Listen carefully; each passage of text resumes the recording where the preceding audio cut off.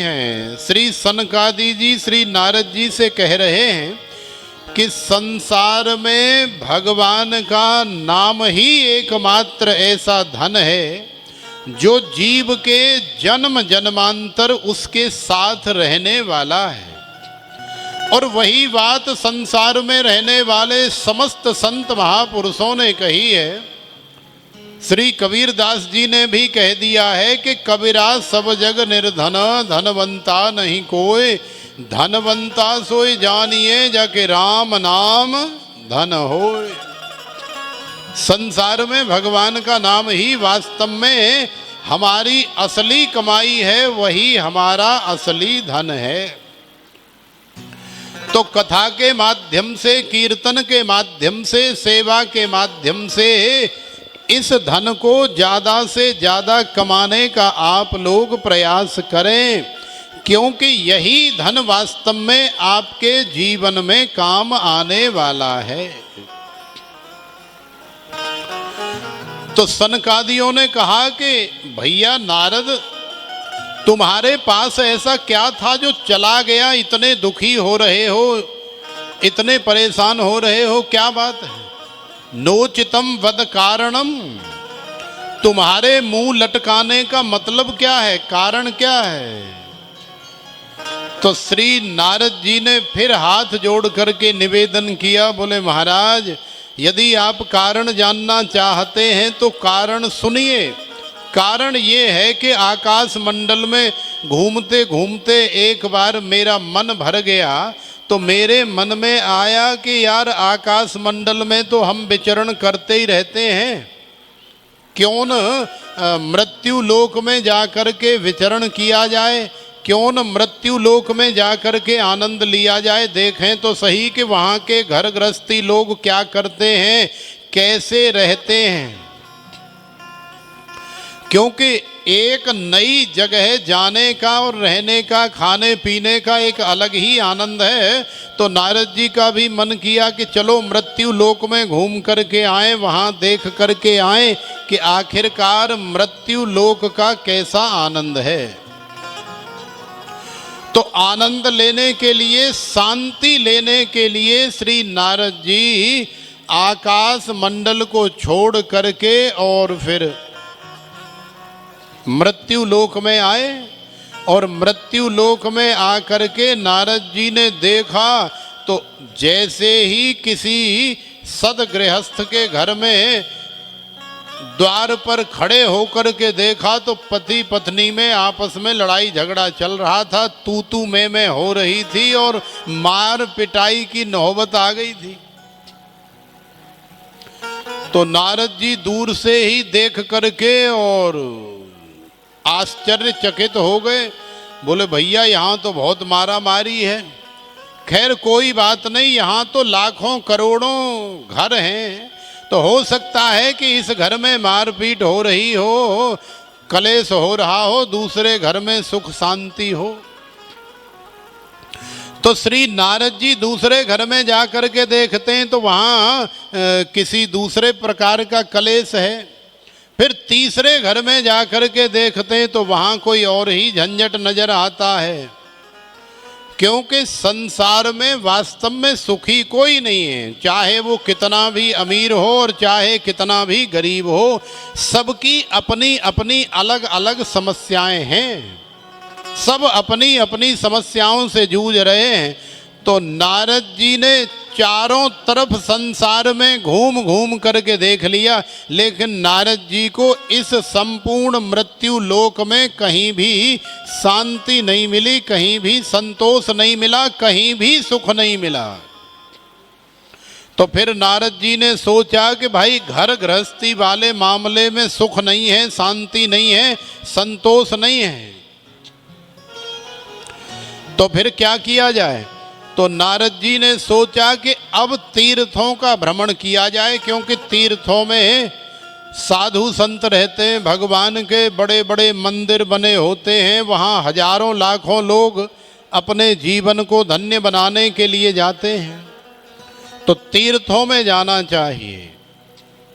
तो श्री नारद जी एक तीर्थ में नहीं, पुष्करम च प्रयागम च काशीम गोदावरीम तथा हरिक्षेत्रम कुरुक्षेत्रम श्रीरंगम सेतुबंधनम एवमादिषु तीर्थेषु भ्रममाण इतस्ततः। श्री नारद जी पुष्कर में गए, वहां भी शांति नहीं मिली। श्री नारद जी प्रयाग में गए, वहां भी शांति नहीं मिली। श्री नारद जी काशी में गए, वहां भी शांति नहीं मिली। श्री नारद जी ने गोदावरी क्षेत्र में जाकर के देखा, वहां भी शांति नहीं मिली। श्री नारद जी ने हरिद्वार में जाकर के देखा, वहां भी शांति नहीं मिली। तो भैया शांति फिर मिलेगी कहाँ? एक पत्नी में बड़ा भयंकर झगड़ा होता था, बड़ी खींचातान होती रहती थी। तो पत्नी ने एक दिन गुस्से में आकर के कहा कि देखो तुम रोज लड़ते रहते हो, तुम्हारे जीवन में शांति नहीं है, तुम्हें शांत रहना चाहिए, तुम्हें शांति के लिए कुछ पूजा पाठ करनी चाहिए, कुछ कथा इत्यादि सुननी चाहिए, क्योंकि कथा सुनने से हमारे जीवन में शांति आती है। तो पति ने कहा कि भाई कहाँ मिलेगी शांति? तो पत्नी ने कह दिया कि रोज सुबह आपको मैं 4 बजे या 5 बजे उठा दिया करूँगी और नहा धो करके तिलक लगा करके श्री सनातन धर्म सभा श्री राम मंदिर में जाया करो और मंदिर में माथा टेक करके श्री पुजारी जी महाराज से मिल करके और तिलक लगवा करके आया करो, वहाँ आपको शांति मिलेगी। तो पति था थोड़ा सा मजाकिया टाइप, तो बात को दूसरे ही ढंग से ले गया। उसने सोचा कि भैया वहाँ न जाने कौन सी शांति मिलेगी। तो पति ने कहा कि अच्छा तू सही कह रही है ना कि अगर मैं मंदिर जाऊंगा, वैसे तो सुबह 10 बजे तक सोता था, लेकिन जब शांति मिलेगी, पत्नी गारंटी ले रही है मंदिर में जाने से शांति मिलेगी, तो अब 5 बजे उठने के लिए भी तैयार हो गया।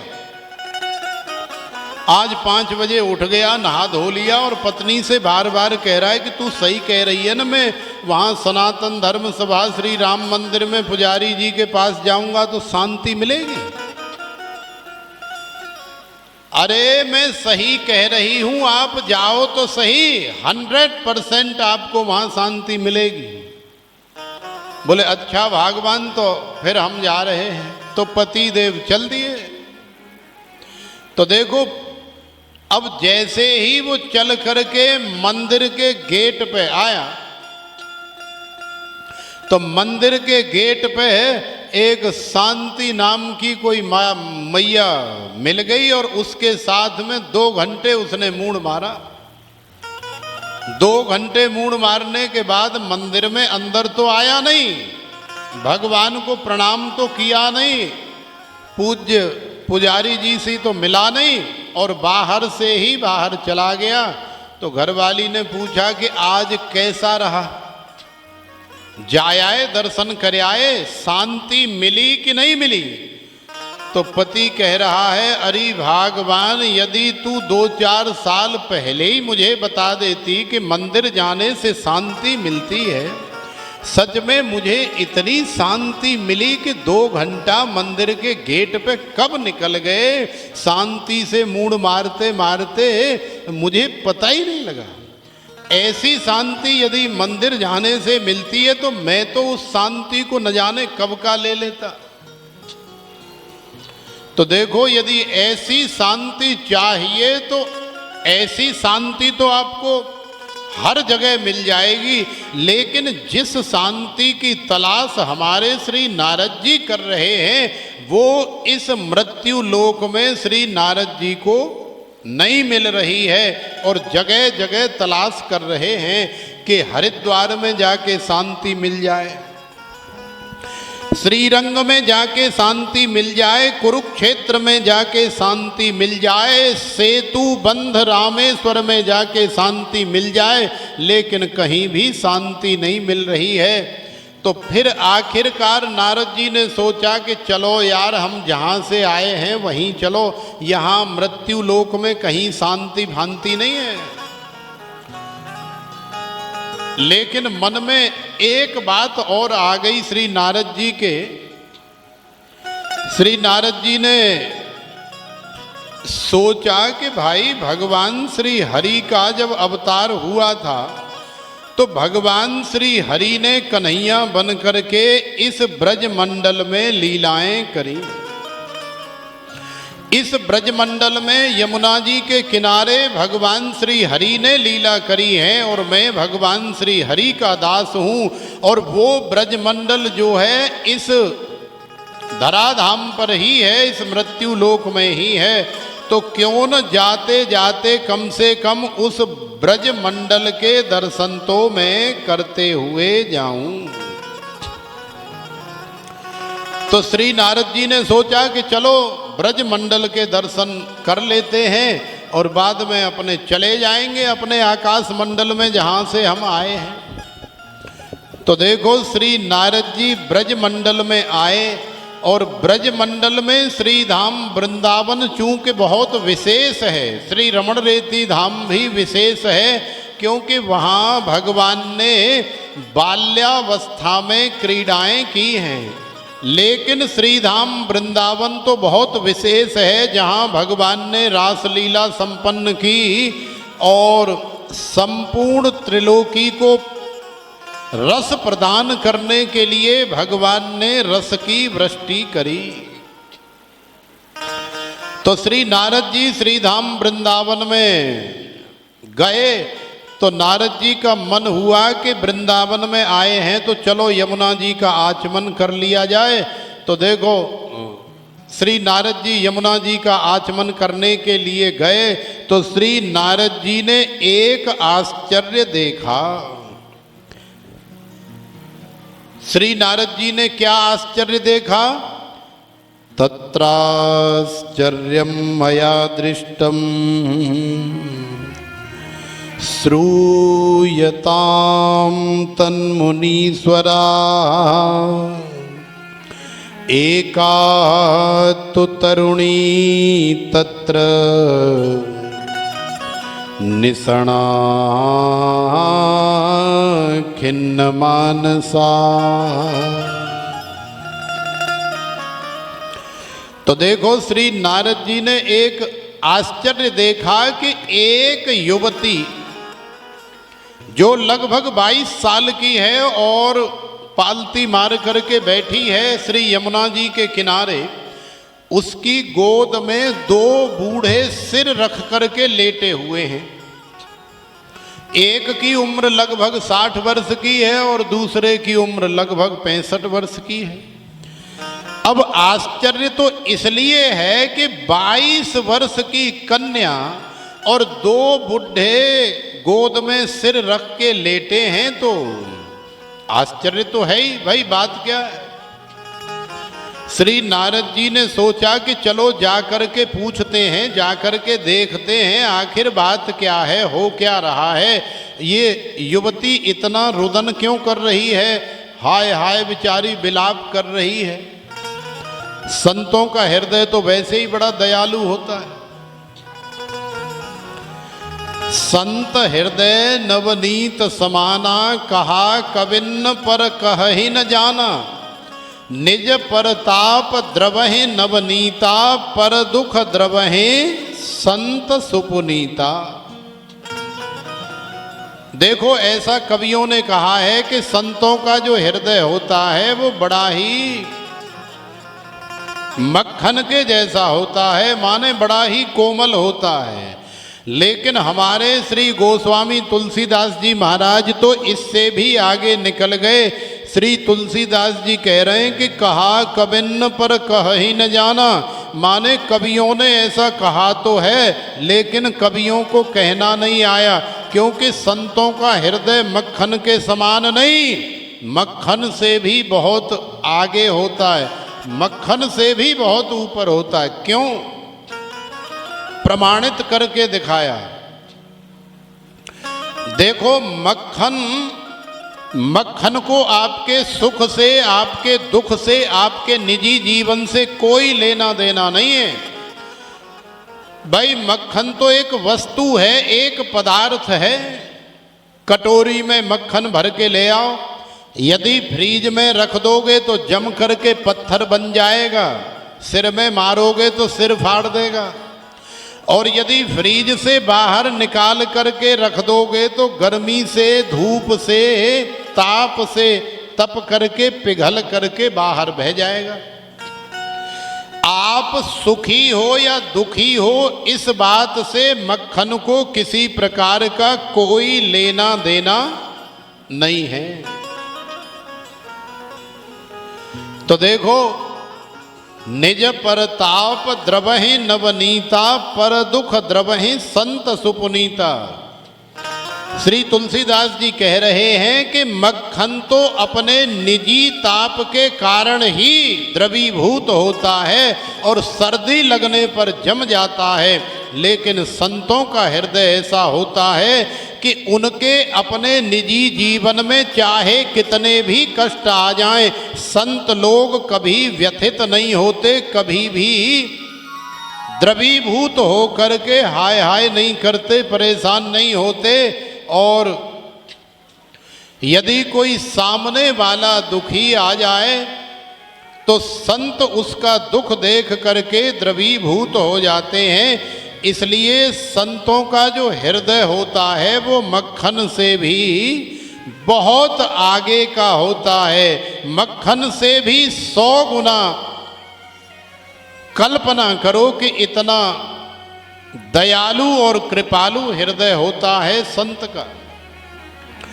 तो श्री नारद जी ने जब भक्ति मैया का दुख दर्द देखा तो नारद जी का हृदय पिघल गया और चल दिए आगे।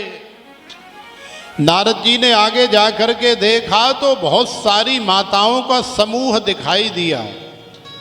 कोई माता बीजना से हवा कर रही है, पंखा कर रही है, कोई चमर ढुला रही है, कोई भोग निवेदित कर रही है, कोई सांत्वना दे रही है। और वो युवती जो 22 वर्ष की है वो विलाप कर रही है। श्री नारद जी ने देखा कि भाई ये इतनी माताओं का समूह आखिर है क्या।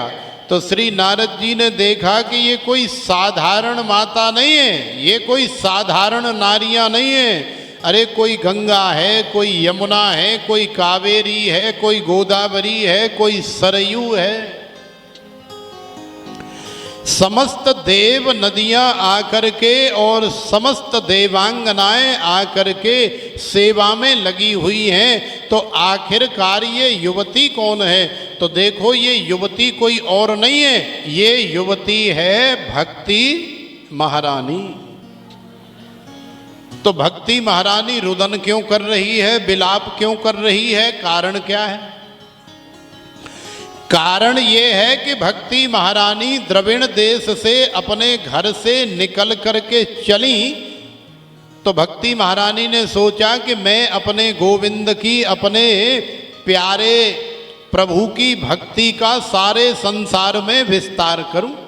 हर जगह जा जा करके जैसे हमारे मन में भावना होती है कि हम भगवान की कथा का सारे संसार में प्रचार प्रसार करें, ऐसे ही भक्ति महारानी के हृदय में आया कि मैं भी सारे संसार में भगवान की कथा का प्रसार करूं। तो भक्ति महारानी अपने घर से निकली, निकल करके अनेकों जगह गई। तो कहीं भक्ति महारानी का आदर हुआ, कहीं अनादर हुआ, कहीं सुंदर सत्कार हुआ तो कहीं तिरस्कार भी हुआ। भाई कोई जरूरी थोड़ी है कि हर आदमी आप किसी के पास मिलने जाओगे तो स्वागत सत्कार ही करेगा, कोई ऐसा जरूरी नहीं है। और कोई कोई आपका इतना सुंदर स्वागत सत्कार करेगा कि सोफा पे बिठा करके और बड़े प्रेम से चाय पिलाएगा, खिलाएगा, पिलाएगा, आपका हाल चाल पूछेगा। और कोई कोई तो आपको दूर से ही देख करके किनारा कर लेगा। तो भक्ति महारानी के साथ में भी बिल्कुल ऐसा ही हुआ। भक्ति महारानी का किसी राज्य में आदर हुआ, कहीं अनादर हुआ। ऐसे ही धीरे धीरे बढ़ते बढ़ते भक्ति महारानी आगे की तरफ आई। तो देखो आते आते भक्ति महारानी उत्तर प्रदेश में आई और उत्तर प्रदेश में आकर के भक्ति महारानी ब्रजमंडल में आई। लेकिन ब्रजमंडल में आने के बाद, श्रीधाम वृंदावन में आने के बाद भक्ति महारानी के साथ भी एक अनहोनी घटना घट गई। क्योंकि अभी तक तो भक्ति महारानी के पास में जो दो बालक थे जिनका नाम है ज्ञान और वैराग्य, भक्ति महारानी है 45 वर्ष की और बालक हैं 20 और 22 वर्ष के। तो अभी तक तो सब कुछ ठीक है, लेकिन अब श्रीधाम वृंदावन में आने के बाद भक्ति महारानी के साथ में अनहोनी हो गई। तो ये अनहोनी क्या है? ये अनहोनी ये है कि जो ज्ञान वैराग्य युवा बालक थे, यंग थे, जवान थे, वो तो 60 और 65 साल के बूढ़े बन गए। और जो भक्ति महारानी 45 वर्ष की थी, वो भक्ति महारानी 20-22 वर्ष की उम्र की बन गई। अब सोचो कि किसी माता के बालक हो जाएं बूढ़े और माता हो जाए युवती, तो उसे कितना कष्ट होगा कि मेरे बूढ़े बूढ़े बालक। सोचो कि एक सफेद दाढ़ी वाला बालक इधर सिर रख करके पड़ा हुआ है और दूसरा इधर पड़ा हुआ है, और 22 वर्ष की युवती उनकी माँ है, तो कितनी शर्म आएगी। तो आज भक्ति महारानी का यही दुख है कि आखिरकार मेरे साथ ऐसी घटना कैसे घट गई और इस दुख की निवृत्ति का उपाय क्या है। तो श्री नारद जी भक्ति महारानी के पास गए और भक्ति महारानी के पास जाकर के श्री नारद जी ने भक्ति महारानी को सांत्वना दी। श्री नारद जी ने कहा कि देवी वद देवी सविस्तारम स्वस्य दुखस्य कारणम। हे भक्ति महारानी, आप अपने दुख का कारण बताओ, क्योंकि संतों के पास जाने से वास्तव में हमारा दुख दूर हो जाता है। हमारे हृदय में बहुत सारी बातें ऐसी होती हैं जो हम अपने अड़ोसी पड़ोसी को नहीं बताते, यहाँ तक कि अपने घर में अपने नातेदार रिश्तेदारों को भी शेयर नहीं करते। लेकिन जब किसी संत के पास जाते हैं, जब किसी महापुरुष के पास जाते हैं, तो वहाँ हम अपने हृदय का कोई भी राज छुपा नहीं पाते, निकाल देते, कह देते। तो नारद जी ने कहा कि वद देवी सविस्तारम स्वस्य दुखस्य कारणम। तुम्हारे दुख का जो भी कारण है, जो भी हेतु है, आप हमें निःसंकोच बताएं। हमारे से जितना होगा हम आपकी मदद करेंगे, तुम्हारे दुख को दूर करने का प्रयास करेंगे। तो देखो भक्ति महारानी ने फिर श्री नारद जी को बताया कि अहम भक्ति रीति ख्याता इमौ में तनयौ मतौ ज्ञान वैराग्य नामानौ काल योगेन जर्जरौ। हे महाराज, मैं भक्ति महारानी हूँ और ये मेरा पुत्र है ज्ञान और ये मेरा पुत्र है वैराग्य, लेकिन काल के चक्र के कारण, काल के समय के कारण ये दोनों जर्जर अवस्था को प्राप्त हो गए हैं। मेरे दुख का यही मूल कारण है।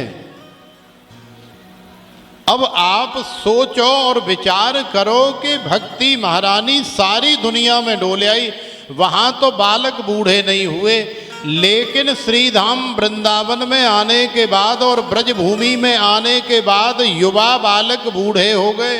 आखिरकार ब्रजभूमि में जाने के बाद बालक बूढ़े हो जाते हैं क्या? भाई ऐसा भी तो सोच सकते हैं कि बालक बूढ़े हो जाते हैं। तो देखो, ब्रजभूमि में बालक बूढ़े नहीं होते, ब्रजभूमि में बूढ़े वो होते हैं जो ज्यादा, माने ब्रजभूमि में जाने के बाद जो ज्यादा ज्ञान छांटने का प्रयास करते हैं। माने मैं ही सबसे बड़ा ज्ञानी हूं। ब्रजभूमि में जाने के बाद जो साधु संत या जो भी वैरागी बनता है, ब्रजभूमि में जाने के बाद यदि उसके मन में ये भावना आ गई कि मैं सबसे बड़ा वैरागी हूं, मेरे से बड़ा वैरागी विरक्त और कोई नहीं है, तो समझ लेना कि उसका काम हो गया। क्योंकि हमारे कन्हैया के दरबार में ब्रजभूमि कोई साधारण भूमि नहीं है, वो हमारे बांके बिहारी रमण बिहारी रास बिहारी का दरबार है। और भगवान के दरबार में भी जाकर के कोई अपने ज्ञान की, कोई अपने वैराग्य की डींग हाके या फिर अपने मन में अहंकार करे, तो फिर ब्रजभूमि की जो महिमा है वो उसे माफ नहीं करती। तो देखो, भक्ति महारानी के अंदर किसी प्रकार का अहंकार या अभिमान नहीं है, तो उम्र दराज होते हुए भी भक्ति महारानी युवा हो गई। ब्रज में जाते ही